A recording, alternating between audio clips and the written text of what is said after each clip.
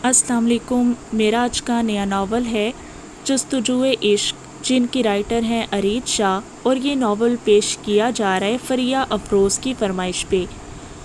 Kindly अगर आप सबको मेरा काम पसंद आए तो मेरे चैनल को सब्सक्राइब करें, लाइक करें और इसे ज़्यादा से ज़्यादा शेयर करें। तो चलिए चलते हैं अब नावल की तरफ। जस्तजुए इश्क। उसके अल्फाज थे या सूर जो वो उसके कानों में फूंक रहा था। अल्फाज रूह को कैसे छलनी करते हैं उसे आज पता चला था। मान, भरोसा, एतबार टूटने के सही मायनों से आज मुकाबिल ने उसे अच्छी तरह आशना करवा दिया था। आंखों में बेयकीनी ही बेयकीनी थी। उसे लगा वहाँ मौजूद हर शख्स उसका मजाक उड़ा रहा है। इर्द गिर्द मौजूद लोगों की तमसखराना निगाहें उसे अपने वजूद में खंजर की तरह चुभती महसूस हो रही थीं। मुकाबिल शायद कुछ और भी कह रहा था, मगर उसका दिमाग तो उसके एक ही जुमले को समझने और कबूल करने की तगोदो में था। मैं तुमसे मोहब्बत नहीं करता, ये सब सिर्फ एक प्लान था तुम्हें झुकाने के लिए, तुम्हें तोड़ने के लिए, तुम्हारे गरूर और इज्जत नफ्स को कुचलने के लिए। तुम भी वही आम लड़की निकली ना, मोहब्बत के पीछे भागकर सब कुछ गवा बैठी। मुकाबिल के ये अल्फाज उसके दिमाग को माफ कर रहे थे, बाकी अल्फाज तो शायद उसने सुने ही नहीं थे। बहुत अफसोस हो रहा है तुम्हें इस हाल में देखकर। तंजिया नस्वानी आवाज़ पर वो चौंकी थी। पल भर के लिए तो उसे यकीन ही नहीं आया कि क्या वो वाकई उसकी बेस्ट फ्रेंड थी, मगर नहीं, उसे यकीन करना था कि उसे बुरी तरह ट्रैप किया गया था। वो जिनसे वो सबसे ज़्यादा मोहब्बत करती थी, जिन पर सबसे ज़्यादा भरोसा करती थी, वही उसकी ज़ात की धज्जियाँ बिखेर चुके थे। उसका गुरूर, उसका मान तोड़ने के लिए उन्होंने जो खेल खेला था वो वाकई उसमें कामयाब हो गए थे। अगर उन्होंने सोचा था कि अब वो कभी सर नहीं उठा पाएगी तो वाकई सही सोचा था, क्योंकि उसके दामन पर सरेआम जो कीचड़ उछाली गई थी उसे सारी ज़िंदगी भी साफ़ करने की कोशिश करती तो नाकाम रहती। उसे आज ज़िंदगी में पहली बार अपने किसी फैसले पर डूब मरने का दिल चाहा था, और वो था सामने मौजूद दो लोगों पर भरोसा करना, कि ज़िंदगी की सबसे बड़ी गलती थी। दीवारों पर लगे पोस्टर्स, पैरों के पास पड़ी तस्वीरें, स्पीकर पे चलता उसका इकरार मोहब्बत उसे जिल्लत की गहराइयों में धकेल रहे थे। उसने एक नज़र इर्द गिर्द खड़े हर नफ्स पर डाली थी। सबके चेहरों पर मौजूद मुस्कुराहट, उनकी आपस में सरगोशियाँ सुनकर वो बेख्तियार नीचे बैठती चली थी। उसकी आंखें जो थोड़ी देर पहले खुशी से चमक रही थीं अब बिल्कुल साकित हो चुकी थीं। सामने नज़र पड़ने पर आंसुओं का रुका हुआ सिलसिला फिर से शुरू हो चुका था, जहां वो जिसने उसकी रूह को छलनी करके रख दिया था। मज़े से सामने सोफे पर टांग रखे उसकी बर्बादी का तमाशा देखता मशरूब का घूंट घूंट अपने अंदर उंडेल रहा था। उसकी आंखों की खुशी और चेहरे की मुस्कुराहट देखती वो झटके से अपनी जगह से उठती उसके सर पर पहुंची थी। मेरी दुआ है कि खुदा तुम्हें बेटी ना दे, वरना मैं जानती हूँ कि तुम कभी ये बर्दाश्त नहीं कर पाओगे। बल्कि तुम खुद भी अपने लिए दुआ करना। मैं तुम्हारा फैसला अपने रब पर छोड़ती हूँ। दुआ करना हमारा कभी सामना ना हो, वरना हम दोनों की ज़िंदगी मुश्किल हो जाएगी। अपने गालों को रगड़ती वो वहाँ से जा चुकी थी, मगर आगे जाकर झटके से पलटी और उसके पास पहुँचती उसके दाएं गाल पर निशान छोड़ चुकी थी। मगर उसका अगला अमल उससे भी ज़्यादा हैरान कुन था, जो वहाँ मौजूद हर शख्स को साकित कर गया था। वो उसी हाथ से अपने दाएं गाल पर ही अपने ही हाथों से खुद को थप्पड़ मार चुकी थी। तुम्हें थप्पड़ क्यों मारा ये तुम अच्छे से जानते हो, मगर खुद को थप्पड़ क्यों मारा ये मैं तुम्हें बताती हूँ। ये अल्लाह की हदों को तोड़ने और नामहरम से मोहब्बत की सज़ा है, मगर ये मत समझना कि सज़ा ख़त्म, वो तो अब शुरू हुई है और हम दोनों को बराबर मिलेगी। ये कहकर वो वहाँ रुकी नहीं थी। एक सर्द निगाह अपनी दोस्त के चेहरे में छुपी दुश्मन के चेहरे पर डालती बड़े बड़े कदम लेती गेट अबूर कर गई थी, जबकि पीछे खड़ा हर शख्स उस दरवाजे को साकित निगाहों से देख रहा था जहां से वो अभी गई थी। अलार्म क्लॉक की आवाज़ से कंफर्टर में लिपटा वजूद कुसमुसाया, मगर अगले ही लम्हे वो हाथ बाहर निकाल के अलार्म बंद करके दोबारा सो चुकी थी।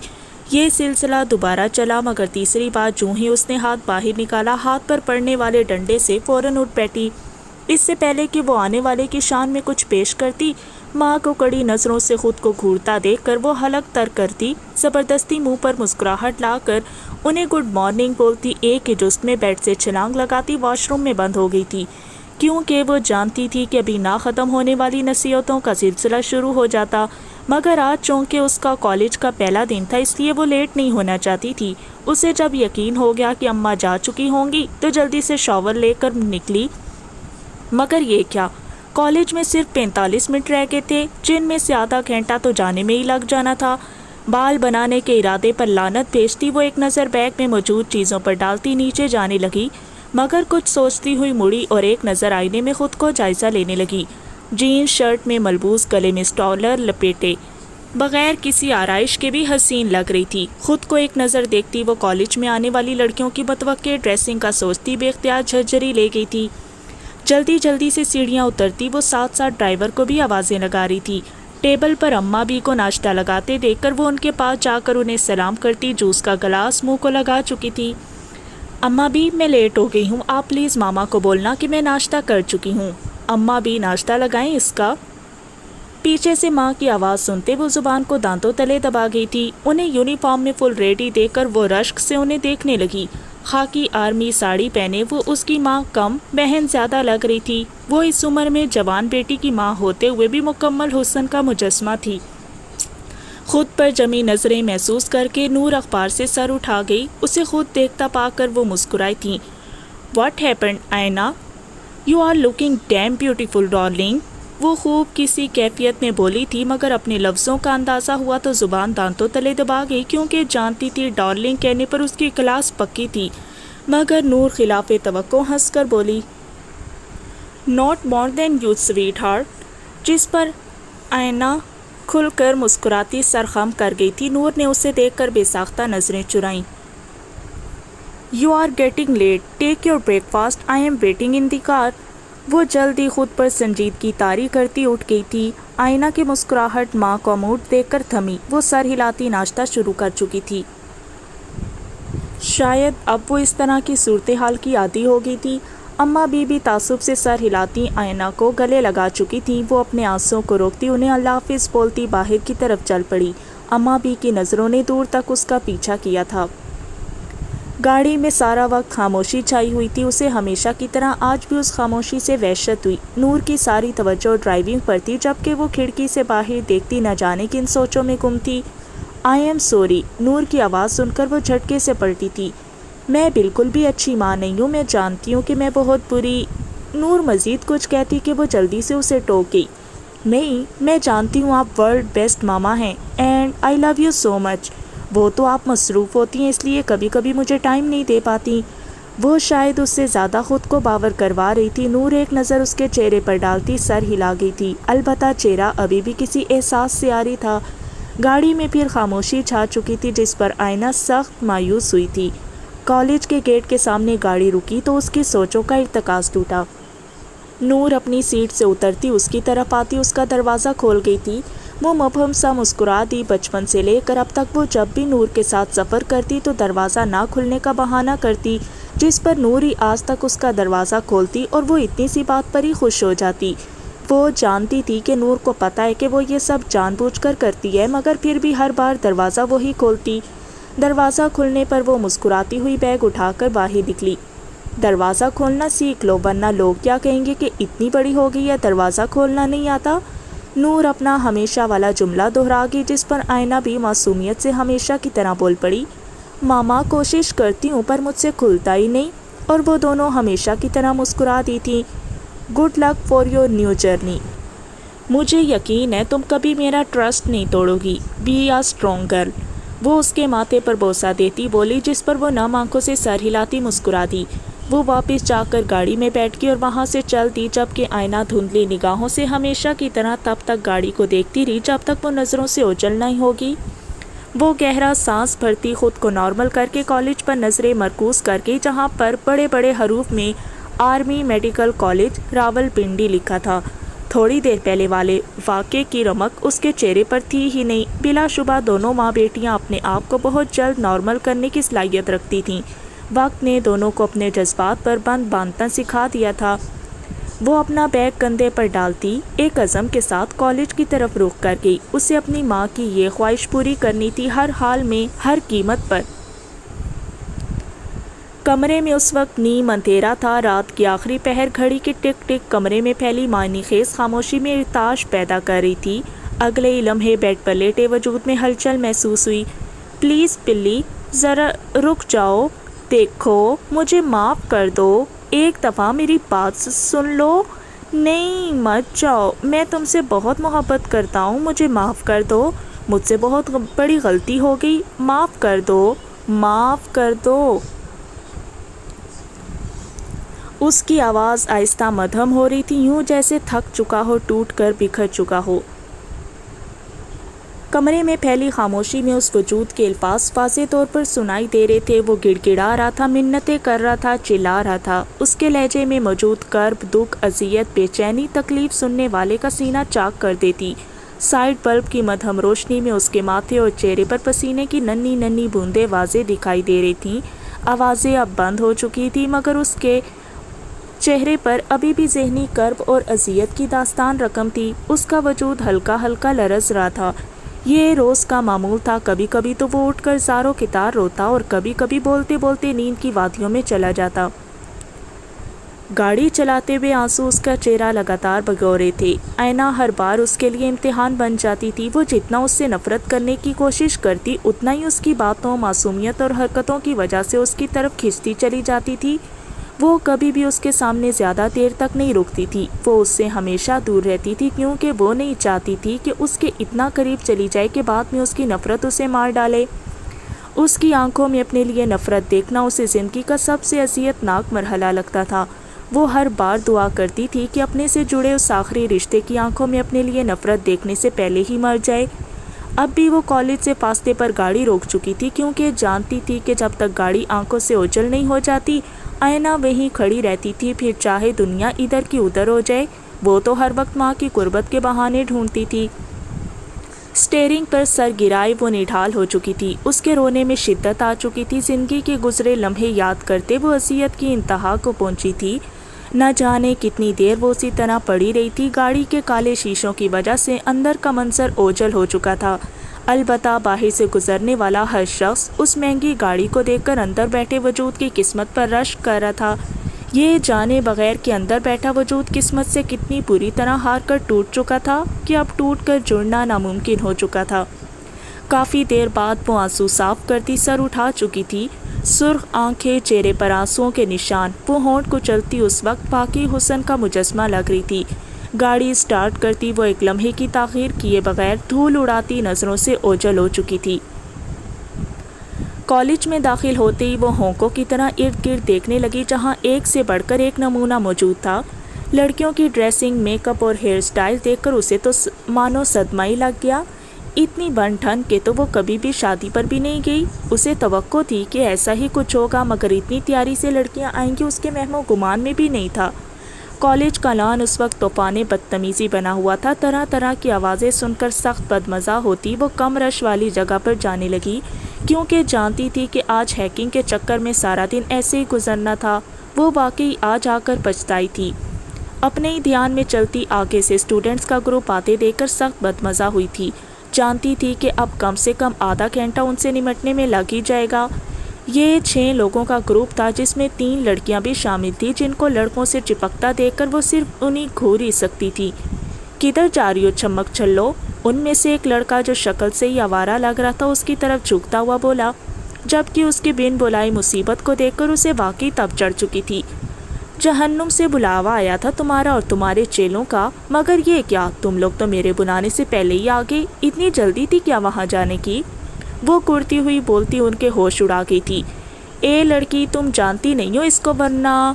ان میں سے ایک لڑکی اسے باور کروانے لگی، مگر اس سے پہلے کہ وہ بات پوری کرتی، آئینہ اسے ٹوکتی اپنا رخ اس کی طرف موڑ گئی۔ ارے آپ لڑکا ہیں یا لڑکی؟ وہ کیا ہے نا، آپ سب کے بال ایک جیسے اور کپڑے بھی تقریباً ایک جیسے ہی پھٹے پرانے، تو سمجھ نہیں آ رہی۔ خیر مجھے کیا، میں کون سا نادرا آفس سے آئی ہوں۔ ہاں تو تم کیا کہہ رہی تھی کہ میں اسے جانتی نہیں ہوں؟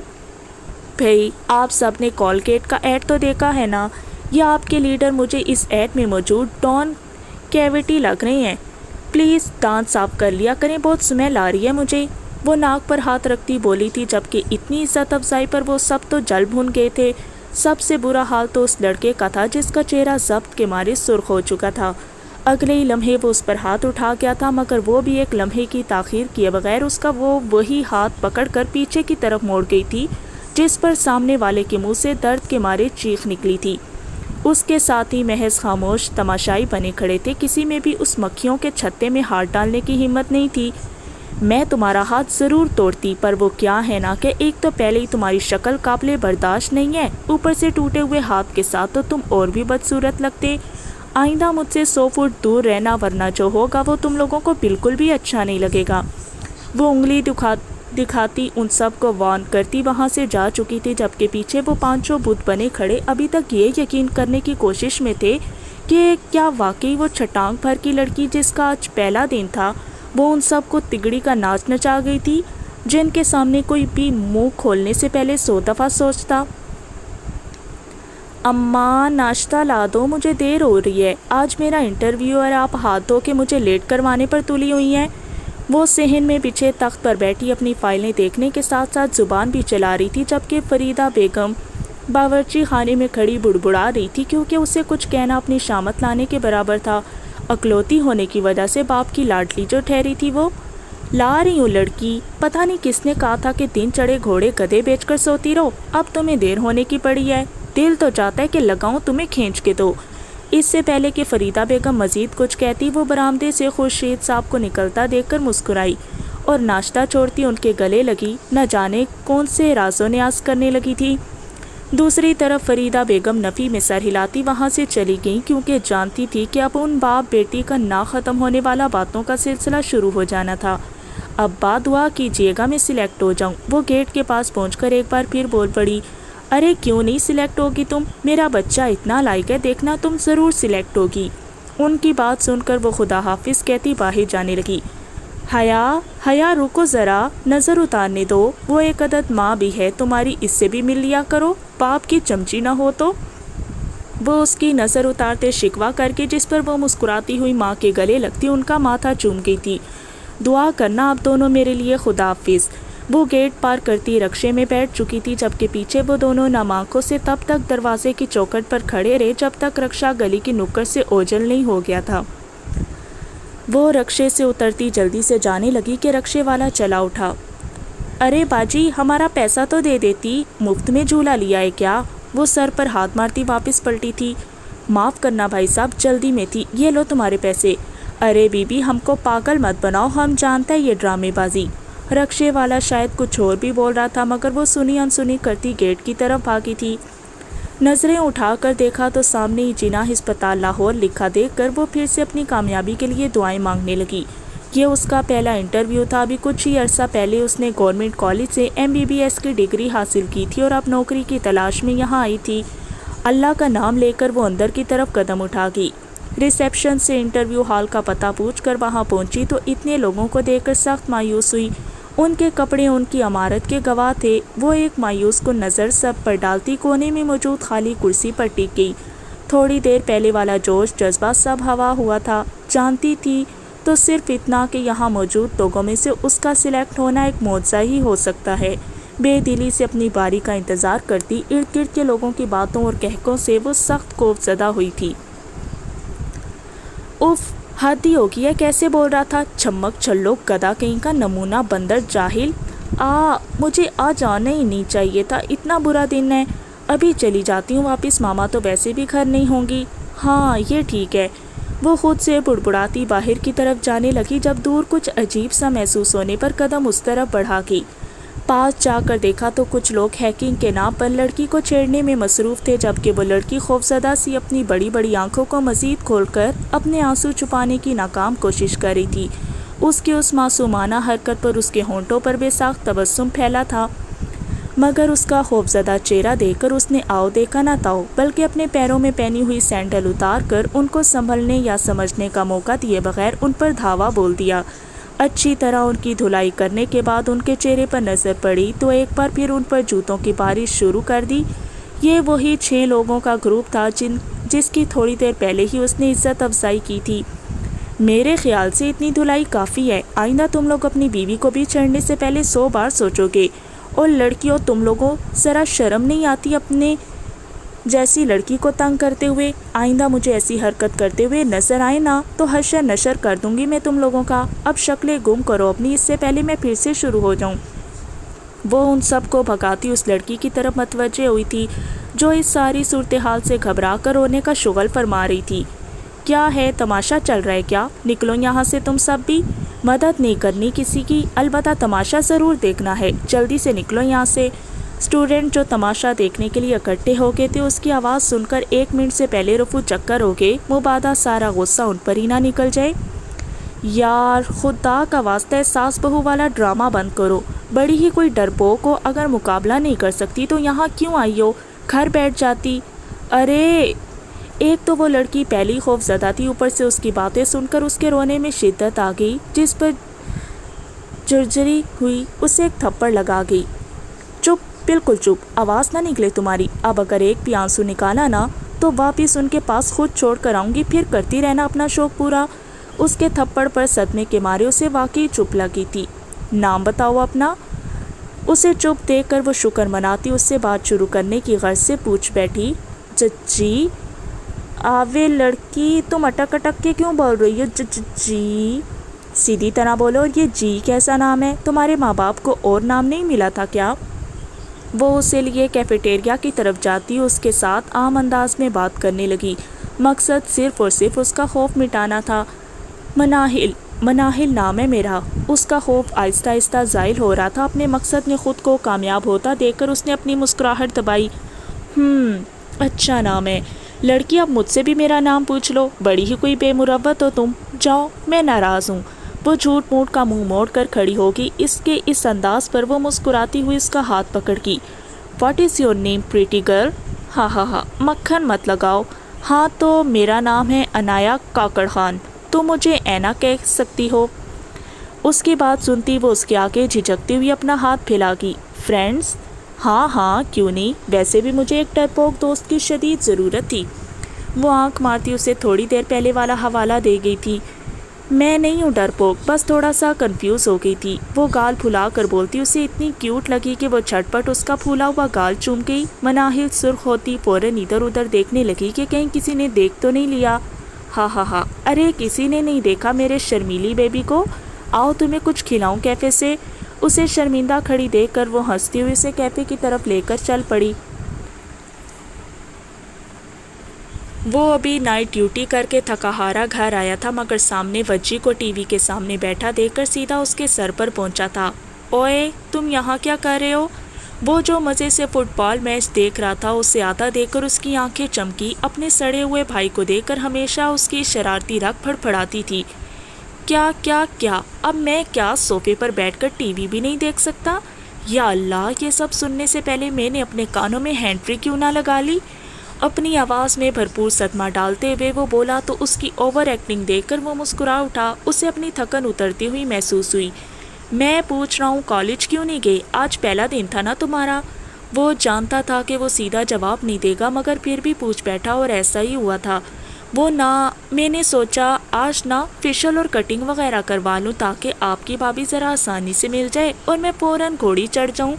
وہ ڈھیٹوں کی طرح بولتا ایک بار پھر اسے مسکرانے پر مجبور کر گیا تھا۔ یار تمہارے پاس بیٹھ کر نہ مجھے اپنی تھکن فیل ہی نہیں ہوتی۔ وہ اس کی گود میں کشن رکھ کر لیٹنے لگا، مگر اس سے پہلے ہی وہ بدک کر پیچھے ہوا۔ بھائی میں شریف بچہ ہوں، آپ مجھے ایسا ویسا نہ سمجھیں۔ یا اللہ، اس گھر میں میری عزت ہی محفوظ نہیں، پلیز میری عزت کی حفاظت کرنا۔ آپ کی جلد سے جلد شادی کروانی پڑے گی۔ توبہ اپنے بھائی کی عزت پامال کرنے کی کوشش کر رہے ہیں آپ تو۔ وہ بولتے ہی اوپر کی طرف بھاگا تھا، کیونکہ اسے اندازہ تھا کہ اس کی شامت پکی ہے، اور ایسا ہی ہوا تھا۔ پیچھے وہ اس کی بات کا مطلب سمجھتے دانت پیستا اوپر کی طرف بھاگا تھا۔ وجدان! تھوڑی ہی دیر میں پورے گھر میں دونوں کی کھلکھلاہٹیں گونج اٹھی تھیں۔ بیٹا چائے۔ وہ اپنے کمرے میں بیٹھی نہ جانے کن سوچوں میں گم تھی جب اماں بھی کی آواز سے چونکی تھی۔ آپ کا بہت شکریہ، میرا واقعی چائے پینے کو کافی دل کر رہا تھا۔ بیٹھیے نا، آپ ابھی تک کیوں کھڑی ہیں؟ وہ ان کے ہاتھ سے چائے کا کپ پکڑتی ان کو اپنے ساتھ بٹھا گئی تھی۔ کافی دیر ان کے بولنے کا انتظار کرنے کے بعد اس نے نظریں اٹھا کر دیکھا تو ان کی آنکھوں میں نمی دیکھ کر ٹھٹکی۔ آپ رو کیوں رہی ہیں؟ بیٹا تم کیوں خود کو اور رینا کو اذیت دے رہی ہو؟ جو ہو گیا اسے بھول جاؤ، یہ جانتے ہوئے بھی کہ تمہاری غلطی نہیں ہے، پھر بھی تم خود کو سزا دے رہی ہو۔ ان کی بات پر وہ تلخی سے مسکرائی۔ اماں بھی آپ جانتی ہیں دنیا اسے کچھ نہیں کہتی جس کی غلطی ہو، بلکہ اس کی زندگی جہنم بنا دیتی ہے جو پہلے ہی نقصان میں ہو، اور غلطی میری بھی تھی، یہ الگ بات ہے کہ نقصان بھی سب سے زیادہ میرا ہو، ناقابل تلافی نقصان۔ وہ تلخی سے کہتی انہیں بھی دکھی کر گئی تھی۔ وقت اور حالات نے اسے ایسے موڑ پر لا کھڑا کیا تھا کہ وہ تو اپنے دل کا غبار بھی ہلکا نہیں کر سکتی تھی۔ گزشتہ سالوں نے اسے اتنا تلخ بنا دیا تھا کہ اب اس کے منہ سے کوئی اچھی بات سننا صرف اور صرف کوئی معجزہ ہی ہو سکتا تھا۔ نور، تم اینا کا سوچو۔ وہ اینا کے نام پر وہ اذیت سے آنکھیں میچتی اماں بھی کو ٹوک گئی تھی۔ مجھے نفرت ہے اس سے، شدید نفرت، اس کے وجود سے، اس سے۔ میں اس کی پرورش صرف اور صرف ایک یتیم اور لاوارث بچی سمجھ کے کر رہی ہوں، وہ میری بیٹی نہیں ہے۔ بولتے ہوئے اس کی آواز روند گئی تھی۔ آپ پلیز مجھے کچھ دیر کے لیے اکیلا چھوڑ دیں، میں تنہائی چاہتی ہوں، اور خدا کے لیے میرے پرانے زخموں کو نہ کریدہ کریں۔ میں پہلے ہی بہت مشکل سے سب کچھ بھول کے آگے بڑھنا چاہتی ہوں۔ وہ ان کے سامنے ہرگز کمزور نہیں پڑنا چاہتی تھی۔ اینا کے لیے یہ الفاظ کہتے ہوئے اسے کتنی اذیت اور کرب کا سامنا کرنا پڑا تھا، یہ صرف وہی جانتی تھی۔ وہ جتنا یہ سب بھولنے کی کوشش کرتی تھی، کوئی نہ کوئی ایسا واقعہ ہو جاتا جو ہر بار اسے اذیت کے نئے دہانے پر لا کر کھڑا کر دیتا تھا۔ زندگی کتنی اذیت ناک اور کانٹوں بھرا راستہ ہے، اس سے بہتر کوئی نہیں جانتا تھا، کیونکہ وہ بھی تو اس راستے پر چل کر بری طرح لہو لہان ہوئی تھی۔ اس پر ستم یہ تھا کہ وہ جتنا بھولنے کی کوشش کرتی تھی، اتنا ہی کوئی نہ کوئی بار بار اسے یاد دلا کر اس کی روح کو چھلنی کر دیتا تھا۔ اماں بھی جانتی تھی کہ وہ اوپر سے جتنا بھی چٹان بننے کی کوشش کرتی ہے، اندر سے اس ٹوٹے بکھرے کانچ کی طرح تھی جس کا جڑنا ایک ناممکن عمل تھا۔ اس کی پشت کو نم آنکھوں سے دیکھتی وہ کمرے سے چلی گئی تھی۔ وہ چاہتی تھی کہ وہ کھل کر رو لے، اپنے اندر کا غبار نکال دے، اور یہ صرف تب ہی ممکن ہوتا جب وہ اسے اکیلا چھوڑ دیتی۔ دروازہ بند ہونے کی آواز پر وہ نیچے بیٹھتی چلی گئی تھی۔ گھٹنوں میں سر دیے وہ زاروں قطار رونے لگی، بالوں کو مٹھیوں میں جکڑ کر روتی ہوئی، چلاتی ہوئی وہ ایک اذیت ناک منظر پیش کر رہی تھی۔ رات کے اس پہر جب تقریباً ہر ذی روح سو چکا تھا، وہ اپنے ہر دکھ اور ہر زخم پر دل کھول کر آنسو بہا رہی تھی۔ جوں جوں رات گزرتی جا رہی تھی، اس کے آنسو، اس کی آہیں سسکیوں میں بدل چکی تھیں۔ اس کا لرزتا وجود آہستہ آہستہ نیم غنودگی میں جا رہا تھا۔ کھڑکی کے پاس گھٹنوں میں منہ دیے اس کا لرزتا وجود کچھ ہی دیر میں مکمل ساکت ہو چکا تھا۔ ناشتے کی ٹیبل پر وہ بیٹھا ندیدوں کی طرح ناشتے کو گھورا تھا، کیونکہ سالار صاحب کا حکم تھا کہ سکندر شاہ کے بغیر کوئی ناشتہ شروع نہیں کرے گا، جس پر وہ صرف کڑوا گھونٹ بھر کے رہ گیا۔ اس کی ندیدی والی حرکتوں پر سامنے بیٹھے سالار کا بس نہیں چل رہا تھا کہ اسے دو چار لگا دے۔ وجدان، وہ دانت پیس کر بولا، جسے دانتوں کے درمیان وجدان ہوں۔ کیا ہے بھائی، بھوک لگی ہے مجھے، اوپر سے بڑی لڑکیوں کی طرح تیار ہونے بیٹھ جاتے ہیں۔ ان کو یہ نہیں پتا ایک معصوم سا چھوٹا سا ننھا سا پیارا سا۔ دیکھو وجی، تمہیں خدا کا واسطہ چپ کر جاؤ، صبح صبح دماغ کا دہی کر دیتے ہو، وہ اکتائے ہوئے لہجے میں بولا، جبکہ خلاف توقع وہ کندھے اچکا کر خاموش ہو چکا تھا، جس پر سالار شکر کا کلمہ پڑھتے موبائل کی طرف متوجہ ہو گیا۔ یا اللہ، اس سالار کے بچے! جبکہ سالار کی ایک ہی گھوری پر وہ فوراً تصدیق کر گیا۔ میرا مطلب ہے بھائی جان کو باتونی اور پٹاخہ لڑکی ملے تاکہ ان کو لگ پتا جائے، پھر ان کو اپنے اس معصوم اور بے زبان بھائی کی یاد آئے گی۔ اس کی دعا پر وہ لب دبا گیا۔ کیا باتیں چل رہی ہیں بھئی مجھ سے چوری چھپے؟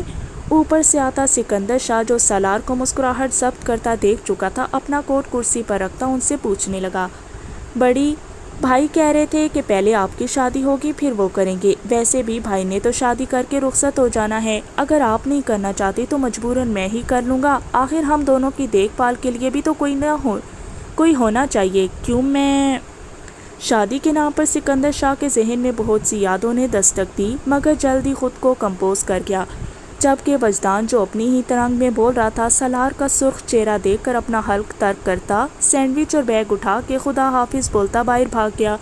پیچھے سکندر شاہ سالار کا چہرہ دیکھ کر بمشکل مسکراہٹ ضبط کرتے جوس کا گلاس منہ کو لگا گئے تھے۔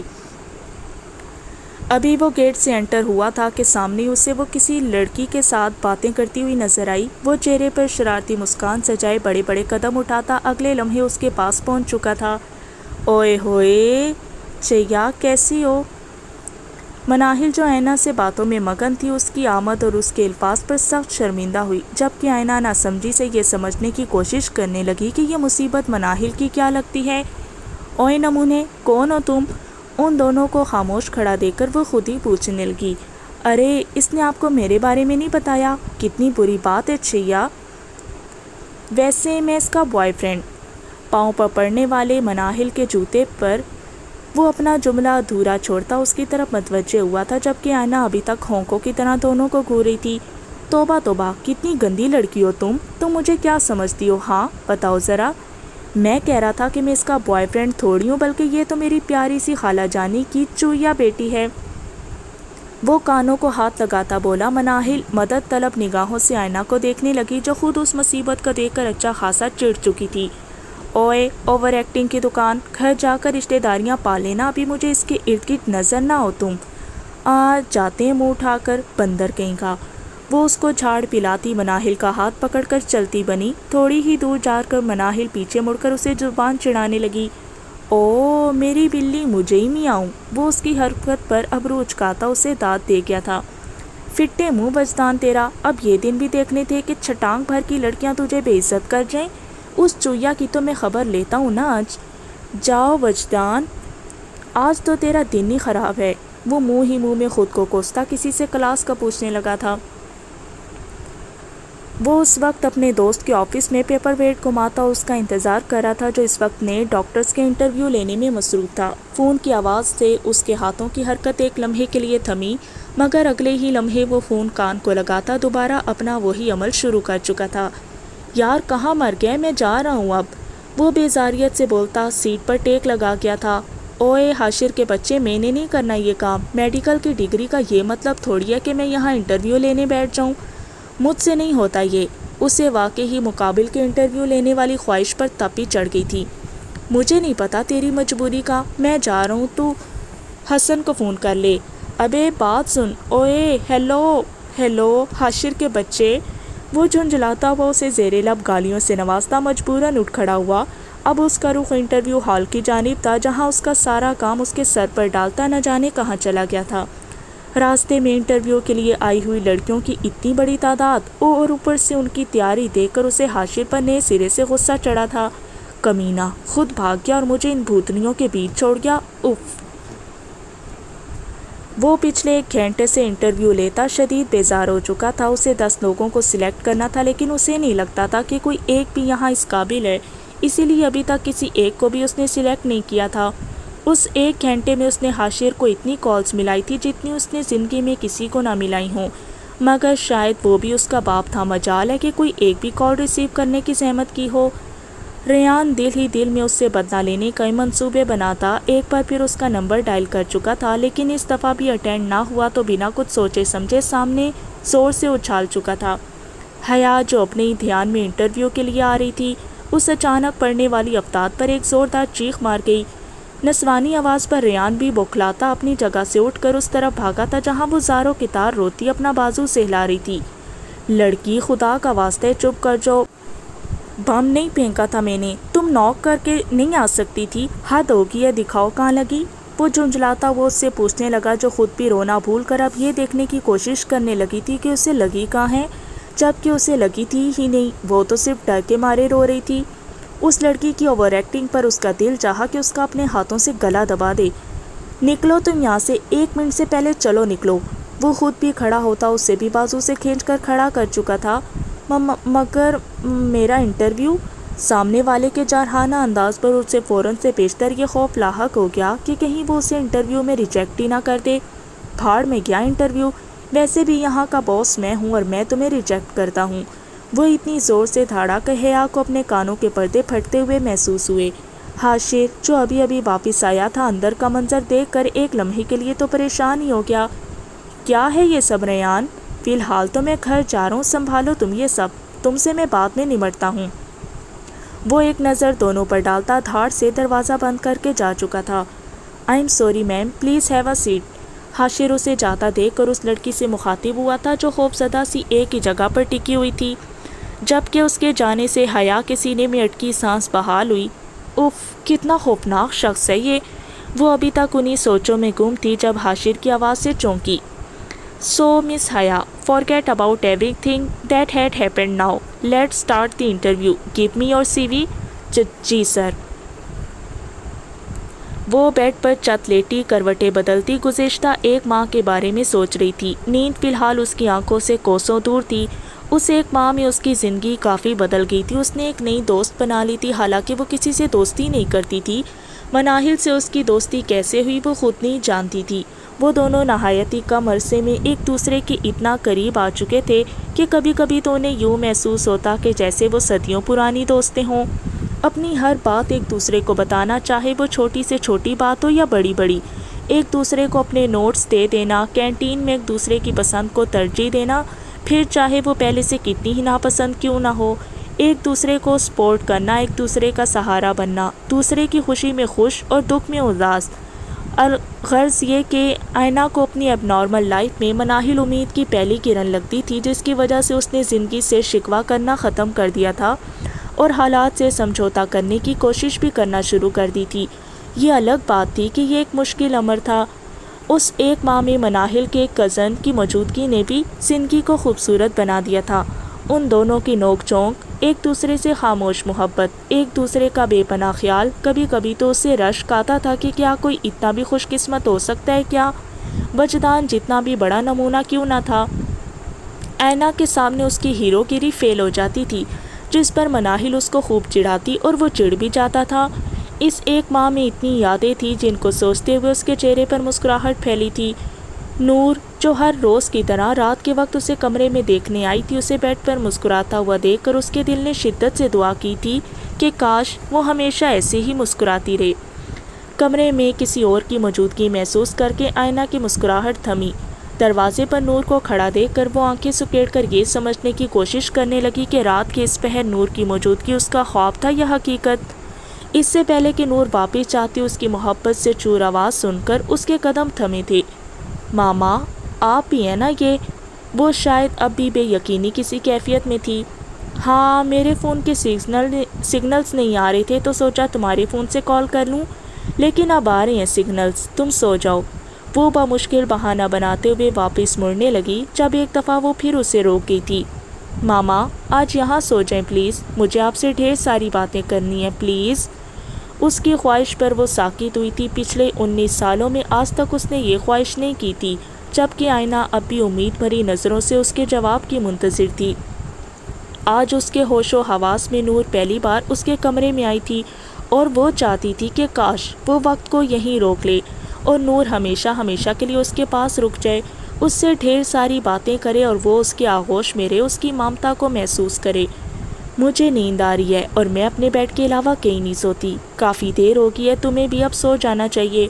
وہ اپنی آنکھوں میں آئی نمی کو بمشکل اندر دھکیلتے دروازہ بند کرتی جا چکی تھی، وگرنہ یقیناً وہ اپنا ضبط کھو بیٹھتی۔ آئینہ اس کے جانے کے بعد نہ جانے کتنی دیر گمسم سی اپنی جگہ پر ساکت بیٹھی رہی۔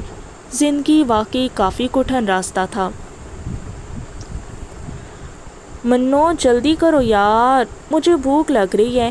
آئینہ، میں کیا کروں یار، کچھ بھی پسند نہیں آ رہا، میں کیا پہنوں گی اس کی برتھ ڈے پر، اور ابھی تو گفٹ بھی خریدنا ہے۔ مسلسل 10 دکانیں گھومنے کے بعد وہ واقعی روحان سی ہو چکی تھی۔ کل وجدان کا برتھ ڈے تھا اور مناہل اسے زبردستی شاپنگ کے لیے لے آئی تھی، اور اب تقریباً 10 دکانیں گھومنے کے بعد بھی اسے کچھ سمجھ نہیں آ رہا تھا، جبکہ آئینہ تو ایک ہی دکان سے اپنے عام روٹین کے 3-4 سوٹ خرید چکی تھی، اور وہ برتھ ڈے پر بھی انہی میں سے کوئی ایک پہننے والی تھی، کیونکہ اسے سجنے سنورنے سے سخت چڑ تھی۔ البتہ یہ بات اس نے مناہل کو بتانے کی غلطی ہرگز نہیں کی تھی، ورنہ اس کا کوئی بھروسہ نہیں تھا کہ وہ سب کچھ چھوڑ چھاڑ کر اس کے شاپنگ کے پیچھے پڑ جاتی۔ گفٹ بھی وہ خرید چکی تھی اور اب مناہل 1 گھنٹے سے اسے اپنے ساتھ گھسیٹ کر نہ جانے کون سے جنم کا بدلہ لے رہی تھی۔ دیکھو مناہل، میری دوست، میری جان، ہم برتھ ڈے پر جا رہے ہیں، شادی پر نہیں جو تم اتنا کانشیس ہو رہی ہو۔ کچھ بھی پہن لینا یار، تم پھر بھی بہت اچھی لگو گی۔ آئینہ اب منتوں پر اتر آئی تھی، جبکہ وہ ہنوز اس کی بات انسنی کرتی کپڑے دیکھنے میں مصروف تھی۔ اچھا، میں کچھ کھانے جا رہی ہوں، تم بھی وہیں آ جانا، میں واپس نہیں آؤں گی، وہیں پر تمہارا پیٹ کروں گی، جلدی آنا۔ وہ اسے تنبیہ کرتی نیچے چلی گئی، کیونکہ وہ جانتی کہ جس سپیڈ سے وہ کپڑے دیکھ رہی تھی انہیں مزید 3-4 گھنٹے لگ جانے تھے، جبکہ اتنی دیر بھوک برداشت کرنے کا خیال ہی آئینہ کے لیے سوہانے روح تھا۔ وہ وجدان کے لیے گفٹ خریدنے مال آیا تھا۔ وہ اسے گاڑی خرید کر دے رہا تھا، مگر اس کا کہنا تھا کہ اسے گاڑی کے ساتھ 3 گفٹ اور چاہیے، جس کی وجہ اس نے جاننے کی کوشش نہیں کی تھی کیونکہ وہ جانتا تھا کہ کوئی فضول جواز ہی ہوگا۔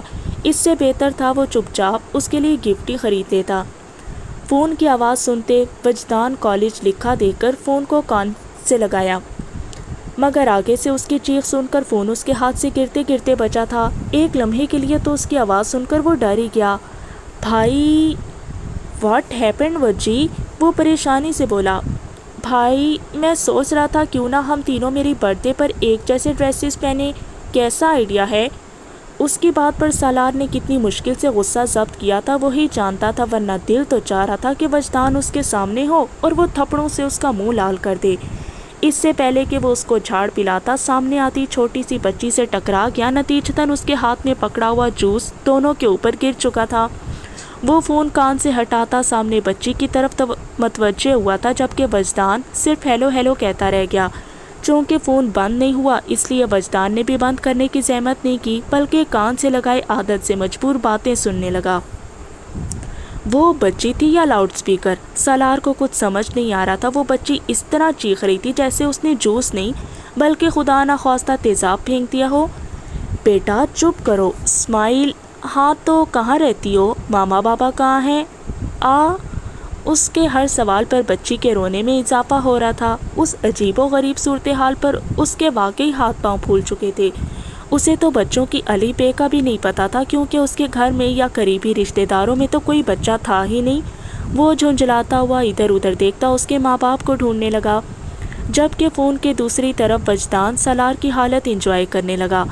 آئینہ جو فوڈ کورٹ کی طرف جا رہی تھی کسی آدمی کے پاس بچی کو روتا ہوا دیکھ کر تیز تیز قدم اٹھاتی اس طرف بڑھی تھی۔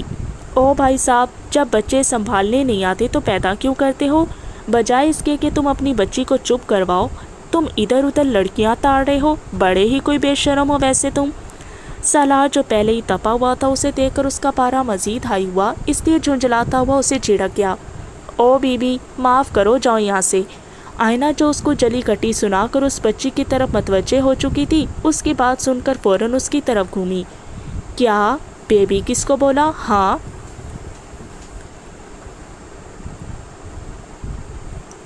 تمہارے گھر میں ماں بہن نہیں ہے؟ ایک بچی کے باپ ہو کر لڑکی کو چھیڑے ہو، شرم حیا بیچ کھائی ہے کیا؟ وہ شروع ہوئی تو نان سٹاپ بولتی چلی گئی، جبکہ غصے اور ضبط اور اہانت کے احساس سے سالار کا چہرہ سرخ ہو چکا تھا۔ اس کا بس نہیں چل رہا تھا کہ سامنے کھڑی اس لڑکی کو پٹخ ڈالے۔ دوسری طرف وجدان فون سپیکر پر رکھ کر اپنے بھائی کی لائیو بےعزتی سنتا ہنس ہنس کر بے حال ہو چکا تھا۔ اس ساری صورتحال میں بچی مزید زور و شور سے رونا شروع ہو چکی تھی۔ وہ دونوں لڑائی چھوڑ کر اس کی طرف متوجہ ہوئے، مگر نہ جانے وہ بچی تھی یا کیا جو چپ ہونے کے بجائے اور زور سے رونے لگی۔ ثانیہ بیٹا ادھر آؤ، کہاں چلی گئی تھی آپ؟ آئی ایم سوری، اس نے آپ کو یقیناً کافی پریشان کر دیا ہوگا۔ ایکچولی یہ مینٹلی ڈسیبل ہے، اجنبیوں کو دیکھ کر ایسی ہی ریئیکٹ کرتی ہے۔ اس بچی کی ماں جو اس کو ڈھونڈتے ان تک آ گئی تھی، اس کو روتا دیکھ کر ان سے معذرت کرنے لگی۔ نہیں، زیادہ تنگ نہیں کیا، آپ بس دھیان رکھا کریں۔ وہ بتا اس عورت کو رہا تھا، مگر در حقیقت گھور اس کو رہا تھا جو سر کھجاتی اس کی غصے بھری نظروں سے بچنے کے لیے ادھر ادھر دیکھ رہی تھی۔ سوری ونس اگین، کم سانی لیٹس گو۔ وہ ایک بار پھر معذرت کرتی بچی کو لے کر چلی گئی جو اب بالکل خاموش ہو چکی تھی۔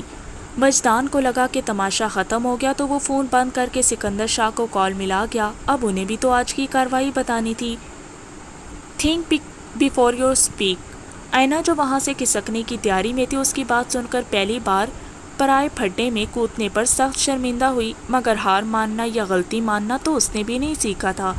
او ہیلو، تم نے دیکھا نہیں وہ بچی بالکل تمہارے جیسی دکھ رہی تھی؟ اس کے ہاتھ، کان، ناک، آنکھیں، کپڑے، میرا مطلب ہے کپڑوں کا کلر بالکل تم سے مل رہا تھا، تو مجھے لگا۔ جبکہ وہ زبان دراز لڑکی کو دیکھ کر تعصب سے سر ہلاتا، اس کی بات بیچ میں ہی سنی انسنی کرتا وہاں سے جا چکا تھا، کیونکہ اس سے الجھ کر وہ مزید وقت پر بات نہیں کر سکتا تھا۔ ہاں حد ہے، پوری بات ہی نہیں سنی میری، ہاؤ روڈ۔ ویسے مجھے کیا ضرورت تھی خواہ مخواہ پنگا لینے کی؟ اوفو، میں تو کھانا کھانے جا رہی تھی، اتنا ٹائم ہو گیا ہے۔ یہ منو کی بچی کہاں رہ گئی؟ وہ پیر پٹکتی فوڈ کورٹ کا رخ کر گئی۔ اوئے بیبی کس کو بولا؟ تمہارے گھر میں ماں بہن نہیں ہے کیا؟ ایک بچے کے باپ ہو کر چھیڑ رہے ہو لڑکی کو، شرم بیچ کھائی ہے کیا؟ سالار جو سکندر شاہ کے ساتھ لان میں بیٹھا چائے پی رہا تھا، وجدان کی بات سن کر اسے زبردست اچھو لگا اور نتیجتاً ہاتھ میں پکڑا چائے کا کپ زمین بوس ہو چکا تھا۔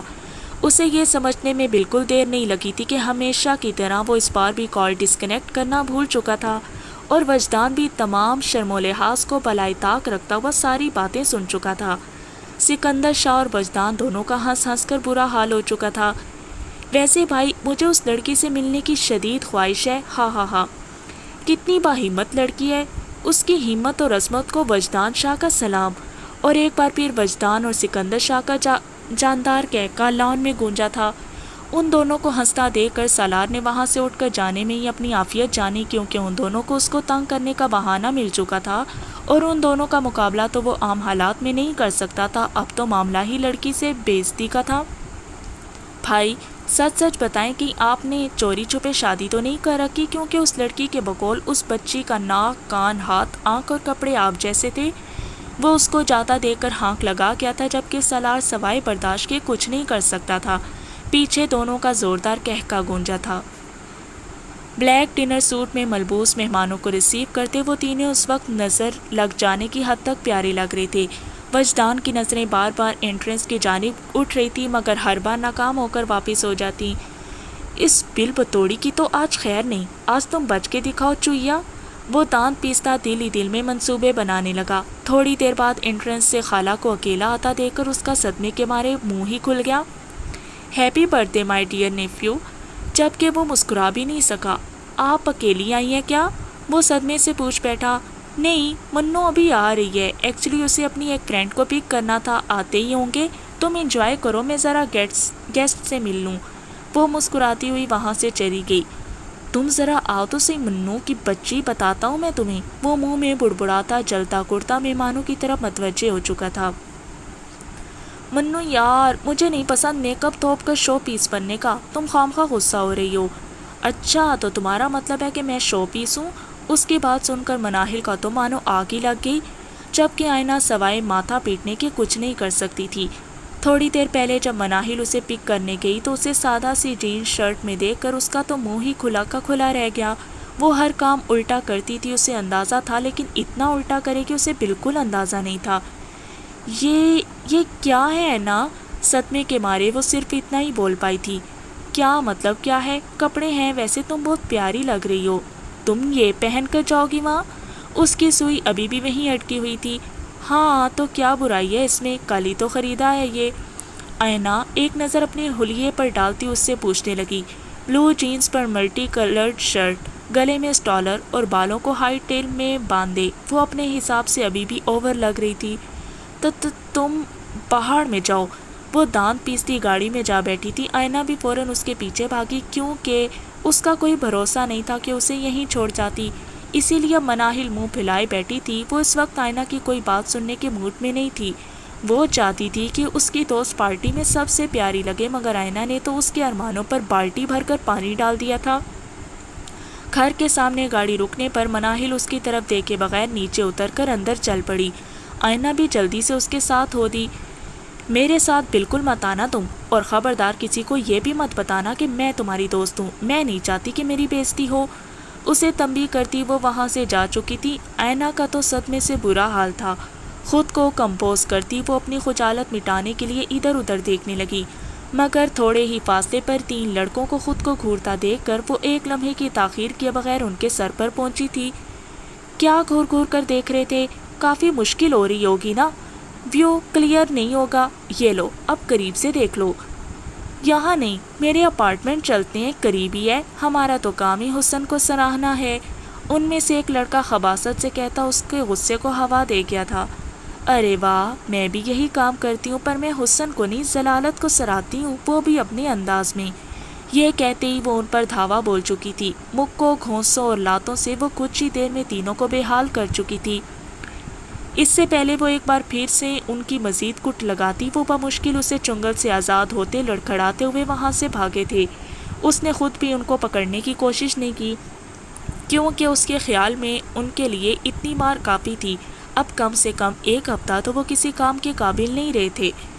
ان کے جانے کے بعد اپنے آپ پر نظر دوڑاتی تو ایک نئی پریشانی نے آ گھیرا۔ بکھرے بال اور شکن آلود کپڑے۔ اس حلیے میں نہ تو وہ گھر جا سکتی تھی نہ ہی اندر فنکشن میں۔